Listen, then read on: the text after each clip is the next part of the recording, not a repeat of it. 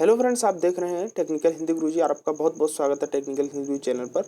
Friends, यहाँ पर ALP को लेकर कुछ बहुत ही इम्पोर्टेंट्स के बारे में बात करने वाले हैं जो छात्र चाहते हैं और जो कमेंट्स कर रहे हो और बहुत ज़्यादा कन्फ्यूजन है एएलपी वर्सेस टेक्नीशियन, यानी एएलपी टेक्नीशियन को लेकर छात्रों के अंदर अभी भी बहुत ज़्यादा कन्फ्यूजन है। तो मैंने सोचा एक वीडियो बना दी जाए। छात्र इस पर कमेंट्स कर रहे हैं कि सर इसके बारे में बताइएगा, हमें इसके बारे में बताइएगा। ठीक है। और मैंने अदर जगह भी देखा तो वहाँ पर भी इस चीज़ का ज़्यादा जिक्र किया गया है छात्रों द्वारा कि यहाँ पर देखिए, मैं ऑफिशियली आरटीआई का रिप्लाई जो आया है ऑफिशियली नोटिफिकेशन में, उसी के बारे में डिस्कस करूँगा। साथ ही यहाँ पर जो कमेंट्स आपके जो दिए गए हैं उसके बारे में बात करूँगा, उस ऑफिशियल नोटिफिकेशन के सहारे जो आरटीआई के द्वारा आया हुआ है। ठीक है। यहाँ पर देखिए, जो छात्र साइको टेस्ट जो देने जाते हैं सीबीटी में क्वालिफाई होने के बाद, सीबीटी 2 में क्वालिफाई होने के बाद साइको टेस्ट में जाते हैं, अगर वो फेल हो जाते हैं तो क्या उनके लिए टेक्नीशियन में जो है पोस्ट मिल जाएगी टेक्नीशियन की। उसके बाद हम बात करते हैं कि कोई छात्र जो है साइको टेस्ट में नाम आ जाता है और वो साइको टेस्ट देने चला जाता है। ठीक है। तो वो छात्र और पोस्ट प्रेफरेंस में एएलपी टेक्नीशियन को भी प्रीफर्ड किया है, तो क्या साइको टेस्ट में उनका उसका नाम आएगा टेक्नीशियन के लिए या नहीं आएगा, अगर वो साइको टेस्ट में देने जाता है तब। ठीक है। सॉरी, साइको टेस्ट अगर नहीं देने जाता है तो क्या उनके लिए टेक्नीशियन की पोस्ट मिलेगी या नहीं मिलेगी। साथ ही यहाँ पर ये बात करने वाले हैं दोनों पास हो तब क्या मिलेगा, यानी कि कहने का मतलब ये है, अगर आपने जो है पोस्ट प्रेफरेंस में टेक्नीशियन को भी प्रीफर्ड किया है, तो अगर आप साइको टेस्ट देने जाते हैं और साइको टेस्ट क्वालिफाई कर जाते हैं और आपके लिए मतलब टेक्नीशियन की कट ऑफ जितनी गई है, अगर वो टेक्नीशियन की कट ऑफ क्वालिफाई कर जाते हैं, ठीक है, तो क्या आपके टेक्नीशियन में नंबर आएगा या एएलपी में नंबर आएगा, वो इस पूरी वीडियो में डिस्कस करने वाले हैं। ठीक है। तो वीडियो में बने रहेगा पूरा। चैनल को अभी तक नहीं किया सब्सक्राइब तो कर लीजिएगा फ्रेंड्स, बेल आइकन को प्रेस कर लीजिएगा। मैं एएलपी की हर अपडेट आप वीडियो के माध्यम से बताता रहता हूँ फ्रेंड्स। मैं RRB, ALP, group D, NTPC, JE की सभी अपडेट्स यहाँ पर देता रहता हूँ। साथ ही ऑल इंडियन गवर्नमेंट वैकेंसी जो भी आती है सबसे पहले वीडियो बनाकर देता हूँ।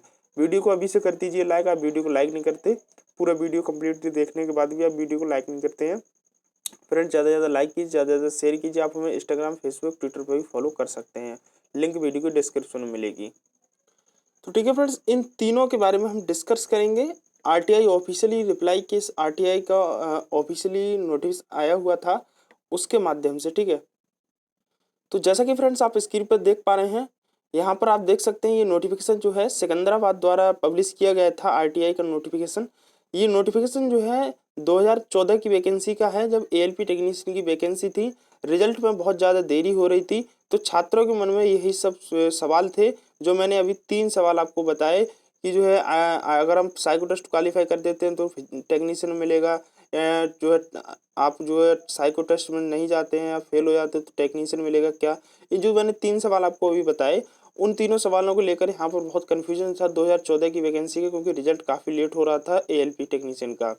तो आरटीआई से ये सभी सवाल पूछे गए थे, तो आरटीआई ने एक रिप्लाई दिया था जो सिकंदराबाद की ऑफिशियल वेबसाइट पर पब्लिश किया था, और सिकंदराबाद की ऑफिशियल वेबसाइट से ही नोटिफिकेशन को लिया गया है। ठीक है।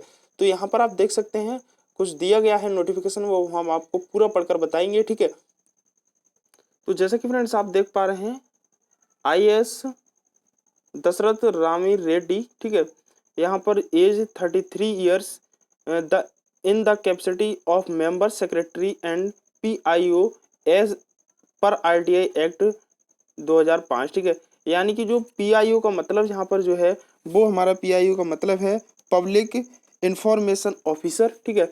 जो आपको जो है कोई क्वेश्चन या इशू रहते हैं तो आरटीआई के थ्रू जो रिप्लाई दिया जाता है सिकंदराबाद के जो लिए, ठीक है, जो सिकंदराबाद के हैं, ठीक है, वो सभी यहाँ पर पीआईओ के द्वारा आरटीआई रिप्लाई पूरा दिया जाता है। ठीक है।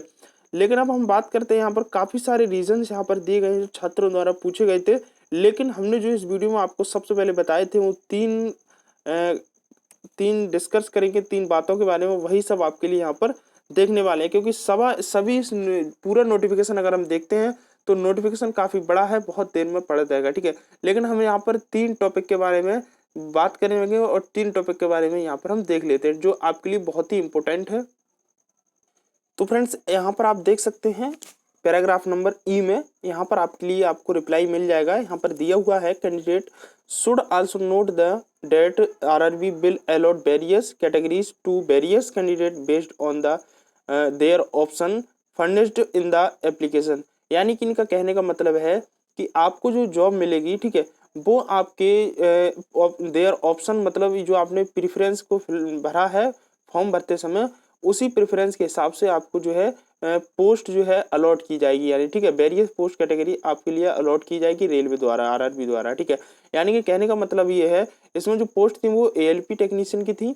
आपने अगर आपको लगता है कि हमें एएलपी की नौकरी चाहिए तो सबसे पहले आपने जो है प्रेफरेंस वन भरा होगा। ठीक है, या तो अगर आपने चाहते हो कि हमें टेक्नीशियन की पोस्ट मिले तो सबसे पहले आपने प्रेफरेंस में टेक्नीशियन की पोस्ट को भरा होगा। ठीक है, तो इसी के अकॉर्डिंगली आपको जो है पोस्ट दी जाएगी। ये आरआरबी का कहना है, आरटीआई का कहना है। ठीक है, कि आपको प्रेफरेंस के हिसाब से आपको पोस्ट दी जाएगी।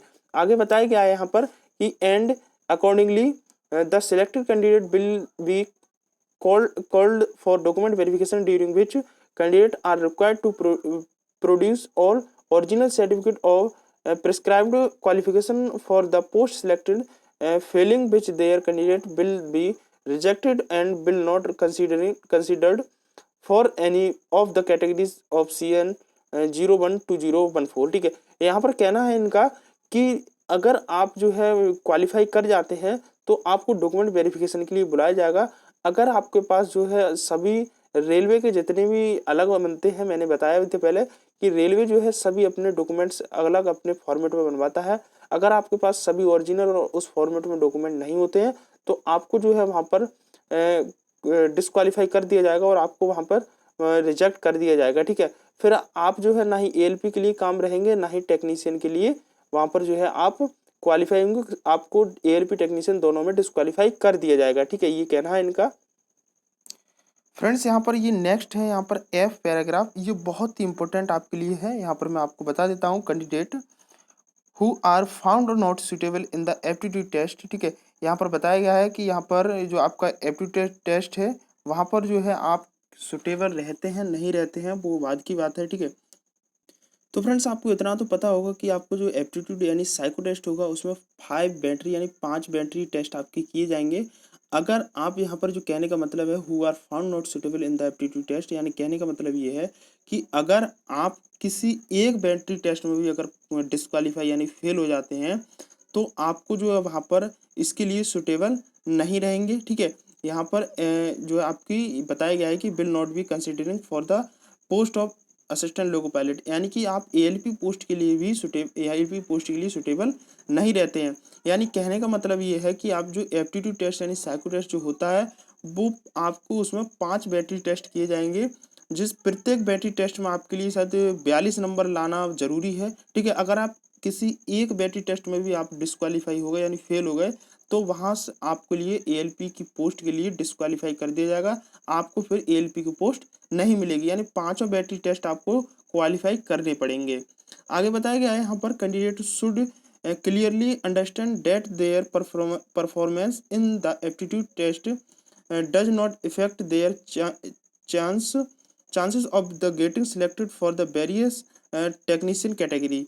यहाँ पर कहने का मतलब ये है कि आप जो है यहाँ पर दिया हुआ है, देखिए बोल्ड पूरा दिया हुआ है, बोल्ड करके यहाँ पर बताया गया है पूरा कि अगर आपका जो है कैटेगरीज जो यहाँ पर बताया गया है कि वेरियस टेक्नीशियन जो आपने सिलेक्ट किया है टेक्नीशियन कैटेगरी के लिए, अगर आप जो है साइको टेस्ट देने जाते हैं, ठीक है, अगर आप वहाँ पर क्वालिफाई कर जाते हैं साइको टेस्ट के लिए तब भी कोई जो है इफेक्ट नहीं है। अगर आप डिस्क्वालीफाई यानी साइको टेस्ट जो है आपने डिस्क्वालीफाई या फेल हो गए आप तब भी कोई इफेक्ट नहीं है। ठीक है, अगर आपने वेरियस पोस्ट में जो है टेक्नीशियन को प्रिफर्ड किया है उस तब, ठीक है, यानी कहने का मतलब है अगर आपने सीधा सा मतलब आप ये समझिएगा कि अगर आपने टेक्नीशियन की पोस्ट को प्रिफर्ड किया है, ठीक है, तो आप जो है या तो साइको टेस्ट दे दीजिए आके तब भी कोई दिक्कत नहीं है, और नहीं दीजिए तब भी कोई दिक्कत नहीं है। अगर आपने फेल कर दिया तब भी कोई दिक्कत नहीं है, पास कर दिया साइको टेस्ट तब भी कोई दिक्कत और कोई इफेक्ट यहाँ पर नहीं पड़ने वाला है। ठीक है, आगे यहाँ पर बताया गया है कि how ever they will be considered subject on merit and vacancy for the various technician category based on their option qualification furnished in the original consider गलत पड़ेगा फॉर फ्रेंड्स माफी चाहूँगा for various technician category based on their option qualification furnished in the original application of CN number 01 to 014। 14, ठीक है। यहाँ पर बताया गया है फ्रेंड्स कि आपने जो है अपना जो, देखिए यहाँ पर बताया गया है कि आपने ऑप्शन यानी प्रिफर्ड किया है, ठीक है। यानी कि आपने जो है एएलपी प्रिफर्ड किया है, टेक्नीशियन भी प्रिफर्ड किया है, ठीक है। तो आप जो है अगर क्वालिफाई कर जाते हैं, सबसे पहले आपने टेक्नीशियन प्रिफर्ड किया है वैकेंसी के लिए, तो भी आपके लिए वहाँ पर प्रिफर्ड किया जाएगा। जो आपने सबसे पहले टेक्नीशियन प्रिफर्ड किया है तो आपके लिए टेक्नीशियन की पोस्ट दी जाएगी, ठीक है। अगर आपने एएलपी के लिए प्रिफर्ड किया है सबसे पहले, तो एएलपी की पोस्ट दी जाएगी। अगर आप साइको टेस्ट क्वालिफाई कर देते हैं तब वो आपका देखा जाएगा कि आपने पोस्ट प्रिफरेंस कैसा क्या भरा हुआ है, ठीक है। तो फ्रेंड्स आप यहाँ पर जो है एक सिंपल वे में मैं आपको समझा दूँ, एक सरल लैंग्वेज में, सरल भाषा में मैं यहाँ पर बताऊँ आपको। तो मेरा कहने का सीधा सा मतलब है, इस नोटिफिकेशन का सीधा सा मतलब ये है, आरटीआई के थ्रू बताया गया है कि अगर आप जो है अगर साइको टेस्ट में क्वालिफाई कर जाते हैं तब भी टेक्नीशियन पोस्ट के लिए कोई दिक्कत नहीं है। अगर डिस्क्वालीफाई कर जाते हैं तब भी टेक्नीशियन की पोस्ट के लिए कोई दिक्कत नहीं है। यानी कि इनका कहने का मतलब है टेक्नीशियन की जो पोस्ट है वो बिना साइको टेस्ट के आपके लिए मिल जाएगी, अगर आपने, लेकिन जो आपका देखा जाएगा कि आपने पोस्ट प्रिफर्ड टेक्नीशियन किया है या आपने एएलपी को किया है, ठीक है। तो मैं आपको बता दूं फ्रेंड्स, अगर आप जो है टेक्नीशियन की कट ऑफ भी क्वालिफाई कर ली और साइको टेस्ट भी क्वालिफाई कर लिया है, तब आपके लिए जहाँ पर जो है ऑप्शन देखा जाएगा, पोस्ट प्रिफर्ड देखा जाएगा। अगर आपने सबसे पहले जो है एएलपी की पोस्ट के लिए भरा है और आप जो है ए साइको टेस्ट क्वालिफाई कर जाते हैं, ठीक है, तब आपके लिए यहाँ पर एएलपी की पोस्ट दी जाएगी, फिर आपको डॉक्यूमेंट वेरिफिकेशन के लिए बुला लिया जाएगा, ठीक है।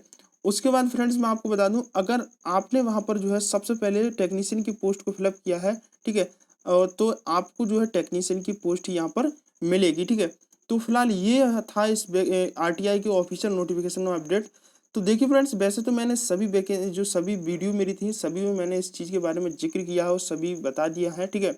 लेकिन वहाँ पर मैंने बता दिया, यहाँ पर एक ऑफिशियल नोटिफिकेशन था तो मैंने सोचा इस पर वीडियो बनाई जाए, और आपके भी कमेंट्स वहाँ पर थे तो मैंने सोचा, देखिए आपको ऑफिशियल नोटिफिकेशन होता है, क्योंकि जब आपने ऑफिशियल नोटिफिकेशन देखा तो आपको एकदम जो है अच्छे से समझ आ गया होगा और आपको विश्वास भी हो गया होगा, ठीक है। तो फिलहाल ये अपडेट था। मैं उम्मीद करता हूँ आपको फ्रेंड्स वीडियो पसंद आएगा। फ्रेंड्स लाइक कीजिए, चैनल को सब्सक्राइब नहीं किया कर लीजिएगा, साथ ही बेल आइकन को प्रेस करें। फ्रेंड्स मैं रेलवे की हर अपडेट वीडियो के माध्यम से देता रहता हूँ। फ्रेंड्स यहाँ पर मैं, अगर कोई आपको इससे भी रिलेटेड कोई दिक्कत या प्रॉब्लम हो तो आप कमेंट करके जरूर पूछिएगा, जिससे आपको जो है उस चीज़ को आसानी से जवाब मिल सके। धन्यवाद दोस्तों वीडियो देखने के लिए। मैं उम्मीद करूँगा वीडियो आपको पसंद आया होगा।